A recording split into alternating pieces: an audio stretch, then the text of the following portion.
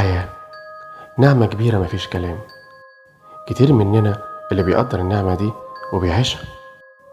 ليه دايما عندنا سؤال بنهرب من إجابته، أو خايفين نعرف إجابته، ولو سألنا حد هو كمان ما بيجاوبناش؟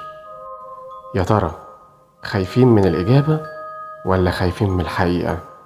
لأن ساعات كتير قوي الحقيقة بتبقى أغرب من الخيال بكتير قوي.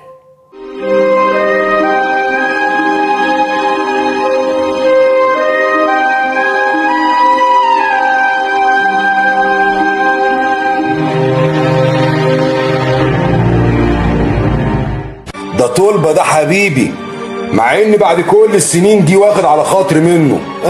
خلاص بقى يا معلم جعفر، اللي فات مات. خير يا معلم جعفر، هو كان ايه اللي حصل؟ خلاص بقى يا استاذ، ما تفكروش، اللي حصل حصل.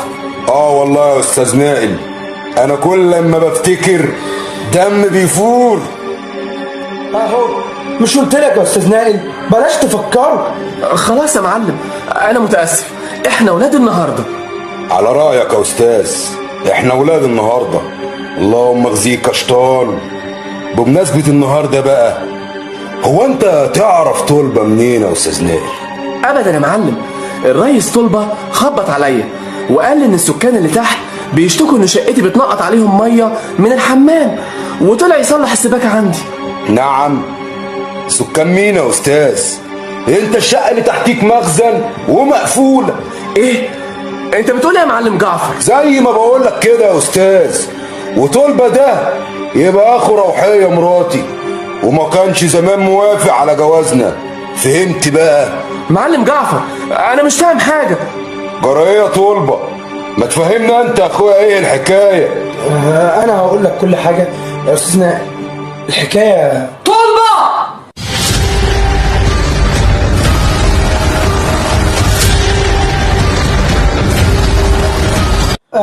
ايوه يا روحية، ازيك يا اختي؟ ده هي لا تسلمك يا طلبة، لا دنيا ولا آخرة. ليه كده بس يا اختي؟ بعد كل السنين دي ولسه ما صفتيش من ناحيتي؟ جرايه يا روحية، هو في ايه؟ ما تتكلمي كويس مع اخوكي. اخرس انت يا جعفر الكلب، كل ده من تحت راسك انت، والله ما هعديها لك على خير يا جعفر. قلتلك يا روحية انا مش هسكت. تمام يا جعفر، تكسب المرة دي، لكن وحياة مقاصيصي دي ولا تبقى على راجل، لا دفعك التمن غالي وغالي قوي يا جعفر. هو في ايه يا جماعه؟ ما تهدوا بس كده وتفهموني في ايه، عشان انا مش فاهم حاجه خالص. خليك انت يا استاذ نائل في شقتك ارتاح، اما انتم بقى اتفضلوا معايا نتحاسب فوق. بعد اذنك يا ست روحيه، من فضلك انا نفسي افهم في ايه وايه اللي بيحصل بالظبط. ها يا روحية، تتكلمي انتي ولا اتكلم انا؟ اطلع قدامي يا جعفر، ما تخليهاش تبقى غامقه قوي كده. خلاص يا روحية، اتكلم انا يا اختي؟ انت بالذات يا طلبة مش طايقه اسمك نفسك، اطلعوا قدامي انتوا الاتنين يلا.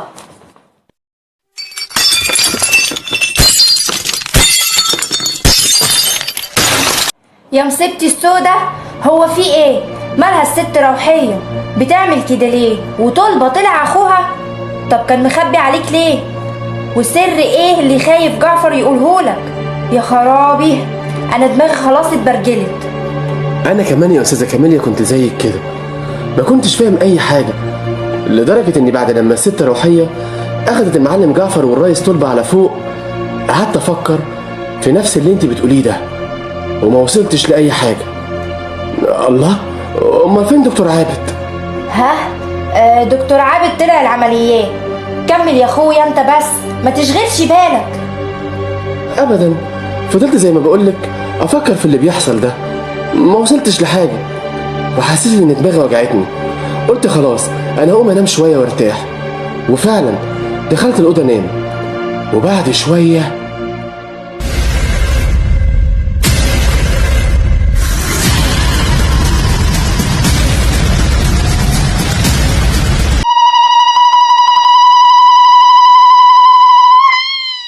ايه ده؟ في ايه؟ ايه الزغاريد دي؟ خير يا رب، اخيرا واحد سمع حاجه تفرح في البيت ده. مساء الخير يا استاذ. اسف لو عملت لك ازعاج، اصل انا فرحي النهارده. انا شريف جارك الجديد، ودي مراتي كريمه. اهلا وسهلا استاذ شريف. اهلا وسهلا استاذه كريمه. الف الف مبروك، وربنا يتمم لكم على خير يا رب. نورتوا البيت والله. انا جاركم نائل. شكرا يا استاذ نائل، البيت منور بصحابه. شكرا يا استاذ نائل، شكلنا هنبقى اصحاب. ده انا يزيدني شرف يا فندم. مش يلا بقى نطلع يا حياتي؟ يا روحي، بعد اذنك يا استاذ. طبعا اتفضلوا، والف مبروك مره تانية. ربنا يسعدكم يا رب.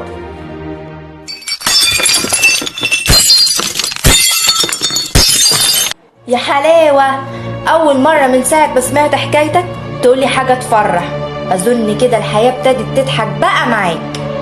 والله يا استاذه كاميليا انا قلت زيك كده بالظبط، وكنت مبسوط قوي لشريف وكريمه لدرجه انهم نسوني كل همومي. طب الحمد لله، يعني نقدر نقول الحكاية خلصت بسلامة اهي. كان نفسي والله يا استاذه كاميليا. ليه بقى؟ احنا ما صدقنا نبقى كويسين وفرحانين. ايه اللي حصل تاني؟ لما قفلت الباب ودخلت شقتي قلت احضر العشاء، مفيش 5 دقايق حصل اللي كان عمري ما تخيله.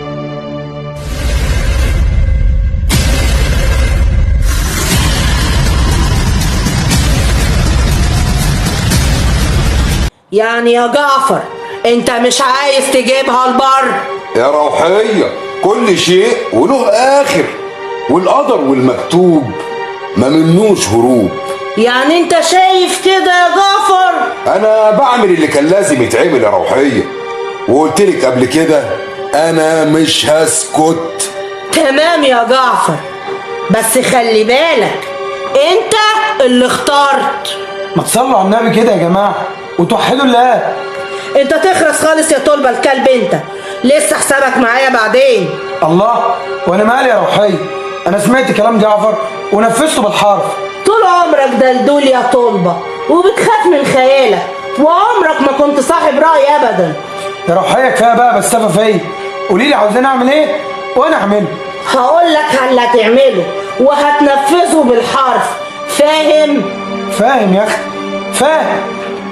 اما انت بقى يا سي جعفر، انت اللي اخترت، استحمل بقى. يا روحية مهما قلتي ومهما عملتي محدش بيهرب من المكتوب، محدش.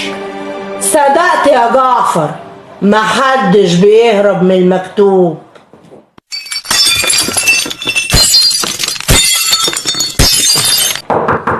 ايوه حاضر حاضر.